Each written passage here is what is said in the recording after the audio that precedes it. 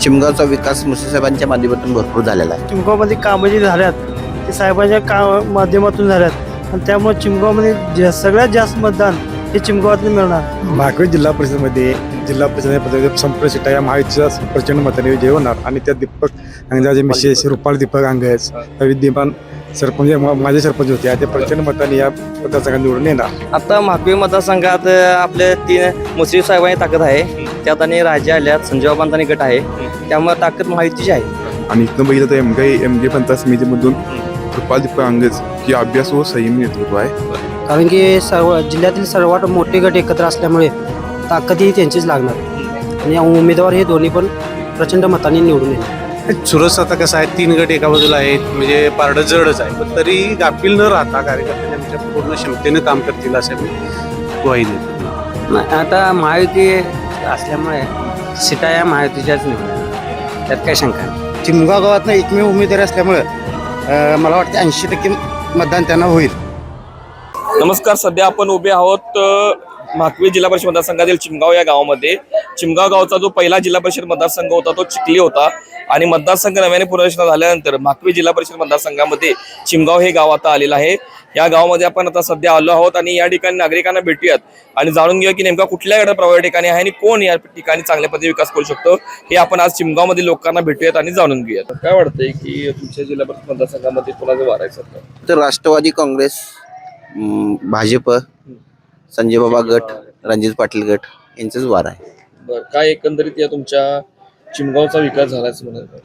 चिमगावचा विकास मुसे साहेबांच्या माध्यमातून भरपूर झालेला आहे. बरं. त्याचबरोबर भाजपचा बऱ्यापैकी हे असल्यामुळं भरपूर विकास चिमगावचा प्रभाव असल्यामुळं त्यातवर सरकार सुद्धा भाजपचं असल्यामुळे भरपूर विकास चिमगावचा झालेला आहे.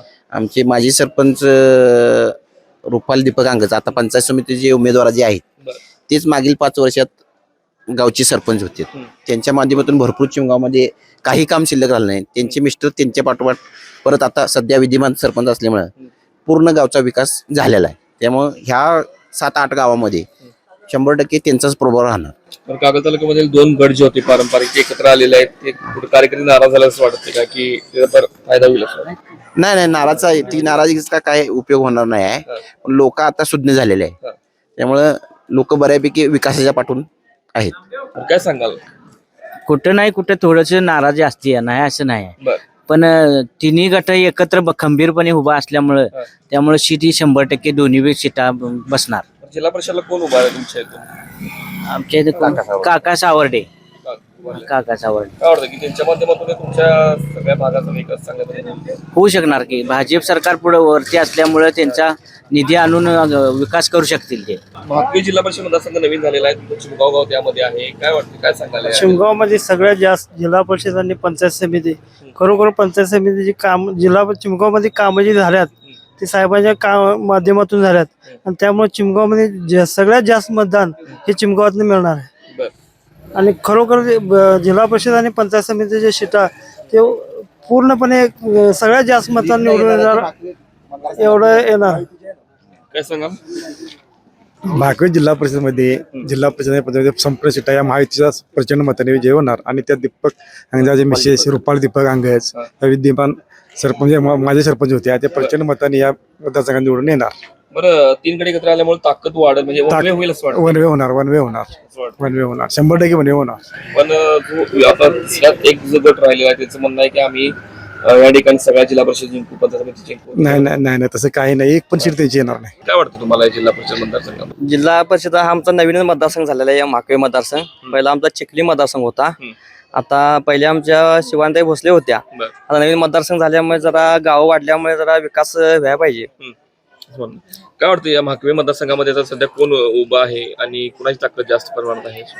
आता म्हाकवी मतदारसंघात आपले 3 मुश्रीफ साहेबांची ताकद आहे. त्यात आणि राज्य आल्यात संजयबाबांचा गट आहे, त्यामुळे ताकद महायुतीची आहे.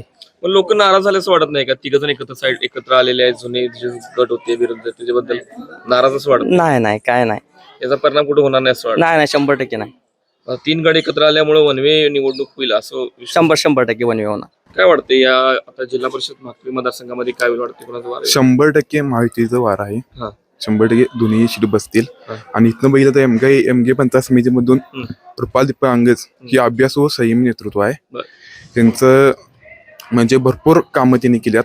मागील 2000 मागचे सरपंच लोकनियुक्त रुपाल दीपक अंगज होते. त्यांनाही खूप यातला अभ्यास आहे. भरपूर गावचा विकास केला. त्यानंतर त्यांचे मिस्टर दीपक अंगज यांनी खूप गावचा विकास केला. आता भागातही करतील असं आम्हाला खात्री आहे. बरं काय वाटतं, 3 गड एकत्र आलेले आहेत, 1 गड एका बाजूला गेलेले, कागल तालुक्यातले सगळ्यात मोठे गड 3 एकत्र आलेले आहेत. वन वे होईल वाटते काही? वनवेच होणार, निवांत वनवे होणार. 100% भरपूर प्रचंड मताने निवडून येणार. काय सांगाल मागवी जिल्हा परिषद मतदारसंघाबद्दल? 100% सीट बसणार माहिती, त्यात काय अडचणच नाही. कारण की जिल्ह्यातील सर्वात मोठे गट एकत्र असल्यामुळे ताकदही त्यांचीच लागणार आणि उमेदवार हे दोन्ही पण प्रचंड मताने निवडून येणार. काय वाटतं आता तुमच्या जिल्हा परिषद निवडणुका आलेल्या आहेत, या ठिकाणी कोणाचं वार आहे असं वाटतं? या ठिकाणी आता म्हाकवे मतदारसंघात बघायला गेलं जर काकासाहेब सावडकर हे बाबा गटातून भाजपचे उमेदवार आहेत आणि सौ रुपाली दीपक अंगज ह्या एमगे पंचायत समितीच्या उमेदवार आहेत. ते दोन्ही सीटा भरघोस मताने इथे निवडून. काय वाटतं एकंदरीत आता 3 गड एका बाजूला आलेले आहेत आणि 1 गड एका बाजूला, तर देखील कुठे सुरस वाटते की चुरस आता कसं आहे, 3 गट एका बाजूला आहेत म्हणजे पारडं जडच आहे. पण तरी गाफील न राहता कार्यकर्त्यांनी आमच्या पूर्ण क्षमतेनं काम करतील असे आम्ही ग्वाही देतो तुम्हाला. बरं काय वाटतंय एकंदरीत काय जिल्हा परिषद मतदारसंघामध्ये वारं कोणाचं वाटतं? नाही, आता महायुती असल्यामुळे सीटा या महायुतीच्याच निवडून येणार, त्यात काही शंका नाही. बरं काय विकास झालाय का हो या तुमच्या चिमगाव? आता चिमगाव मधून एमगे पंचायत समिती मतदारसंघातून रुपाली अंगज आहेत. त्यांनी आता सरपंच पद गेले 5 वर्ष इथं भोगलेलंच आहे. त्यानंतर त्यांचे मिस्टर आता सरपंच आहेत चिमगावमध्ये. त्यामुळे त्यांनी चिमगावमध्ये भरपूर विकास केला आणि आजूबाजूला त्यांचे संबंध पण चांगले आहेत. त्यामुळे पंचायत समितीची पण सीट ही बाहेर पडणार आणि जिल्हा परिषद आणि पंचायत समितीच्या सगळ्या सीटा बाहेर पडणार आरामात. काय सांगाल जिल्हा परिषद मतदारसंघाच्या महायुती सरकार देणार. काय आता महायुतीच्या माध्यमातून आता मग सांगितलं की विकास कामं जे आहेत ते चिमगावमध्ये झालेले आहेत. हो झाले. संपूर्ण या तुमच्या जिल्हा परिषद मतदारसंघाचा विकास त्यांच्या मार्फत होईल असा विश्वास आहे? आहे तसा होणार की विश्वास. कारण की मुस्लिम साहेब, संजय बाबा, राजे ही मोठी लोक आता आहेत त्याची, त्यामुळे विकास होणारच. कुठे असं वाटतं की बदल होईल किंवा नाही बदल होणार नाही. महायुती सरकार येणार. म्हणजे आपले म्हाकवे मतदारसंघातनं काकासाहेब सावर्डेकर काय हे उमेदवार आहेत जिल्हा परिषदेसाठी आणि पंचायत समिती एमगे मधनं रुपाली दीपक अंगज ह्या माझे लोकनियुक्त सरपंच असून म्हणजे गावामध्ये त्यांचं काम पण चांगलं आहे. त्याचप्रमाणे म्हणजे चिमगाव गावातनं एकमेव उमेदवार असल्यामुळं मला वाटतं 80% मतदान त्यांना होईल काय. आणि 3 गट एकत्र असल्यामुळं भाजपचं म्हणजे कार्य पण चांगलं आहे. नरेंद्र मोदींच्या परत मुश्रीफ साहेब आणि समरीराजे यांच्या विश्वासावर म्हणजे आपली बऱ्यापैकी जनता सगळी त्यांच्या ह्याच्यावर हे मला वाटतं 80% म्हणावं लागेल की आपली सगळे गट एकत्र असल्यामुळं काय विजय 100% निश्चित आपला आहे. बरं कागल तालुक्याची निवडणूक ही गटांवरती म्हणजे कायमस्वरूपी अवलंबून असते. 2 पारंपरिक गट होते, मुश्रीफ गट आणि समाजिक गट, ते एकत्र आलेले आहेत. त्याचा परिणाम होईल काय? नाराजी वगैरे लोकांच्या? नाही नाराजगी वगैरे होणारच नाही. कारण की संघर्ष होता तो थांबला संघर्ष कुठेतरी आणि त्यामुळे लोक उलट संघर्ष थांबला महत्वाचा. त्यामुळे कसं आहे विकासाला महत्व आहे.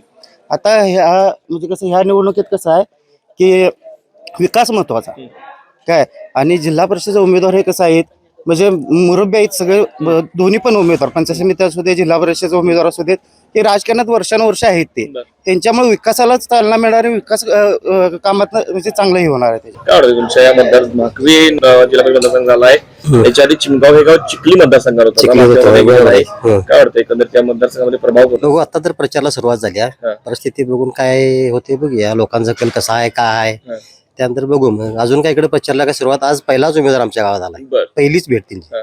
त्यामुळे बघू आता पुढे काय काय होते. मला सांगा की 3 मोठी गट जे आहेत ते एकत्र आलेले आहेत कागल तालुक्यातील. आता या निवडणुकीत परिणाम होईल असं वाटतं? परिणाम म्हणजे साहजिकच त्यांची ताकद वाढली नाही आता, त्यामुळे बऱ्यापैकी त्यांच्याकडे कल असेल असं वाटतंय.